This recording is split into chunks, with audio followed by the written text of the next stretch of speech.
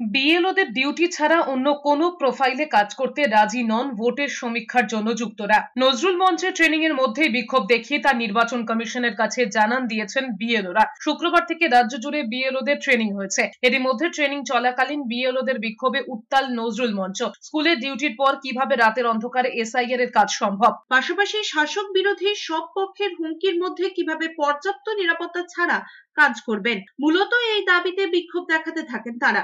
তাদের দাবি on duty BLO হিসেবে কাজ করবেন, নিরাপত্তা সুনিশ্চিত করতে হবে।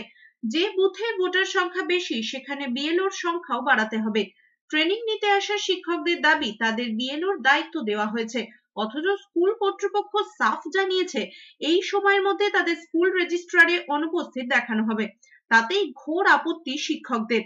তাদের স্পষ্ট দাবি অনুপস্থিত নয়, বিএলওর কাজে যোগ দিলে তাদের অন ডিউটি হিসেবেই দেখাতে হবে। তাদের আরো দাবি ভোটের মতো প্রশিক্ষণ পর্বেও পর্যাপ্ত নিরাপত্তা, প্রয়োজনে কেন্দ্রীয় নিরাপত্তা দিতে হবে, কারণ শাসক বিরোধী সব পক্ষের তরফে তাদেরকে হুমকি দেওয়া হচ্ছে। একই সঙ্গে যেই বুথে ভোটারের সংখ্যা হাজারের ওপরে সেখানে বিএলওর সংখ্যাও বাড়াতে হবে।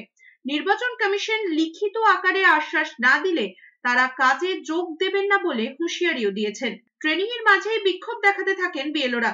পরে পুলিশি মধ্যস্থতায় নির্বাচন কমিশনের প্রতিনিধিদের সঙ্গে বৈঠক করে নিজেদের দাবি জানিয়েছেন বিক্ষোভকারী বিএলওরা। আমরা এতগুলো লোক আমাদের স্কুল অন্যান্য প্রফেশন সমস্ত কাজ করে আমরা এই কাজটা করব, তাহলে যদি আমার বাড়ি পরিবার প্রত্যেকটা মানুষ এখানে সাফার করে এবং আমরা যদি সমস্ত সময় কাজটা আমাদের স্কুল করে সন্ধ্যে 7টা থেকে বাড়ি ফিরে 8টা থেকে বাড়ি ফিরে এতজন মহিলা আছে, সমস্ত মহিলার বাড়ির কাজ করতে হয়, এই লোকগুলো তাহলে কখন কাজটা করবে? এনারা বলছেন যে আপনারা একই সঙ্গে স্কুলের কাজ করুন, অন্য অঙ্গনবাড়ির কাজ করুন, অন্য কোথাও যান, প্লাস এই কাজটা করুন। তাহলে আমাদের বক্তব্য খুব পরিষ্কার যে আমরা যে সময় এই কাজগুলো করব সেই সময় আমাদের অন ডিউটি দেওয়া হোক। আমাদের অন ডিউটি চাই, দুটো ওয়ার্ক সাইমালটেনিয়াসলি করা আমাদের পক্ষে পসিবল না, কারণ আমরা স্কুল থেকে রিটার্ন করি 6টা বেজে যায়, বিকেলবেলা গিয়ে এই কাজ করতে পারবো না, কাজ কমপ্লিট করতে পারবো না টাইমে। দুটো কাজ একসাথে করা পসিবল না, কারণ যে কাজ দিয়েছে মানে ওটা আমাদের 24 ঘন্টা কাজ করলেও শেষ হবে না, তো এর পাশাপাশি আমরা স্কুলটা করব কি করে।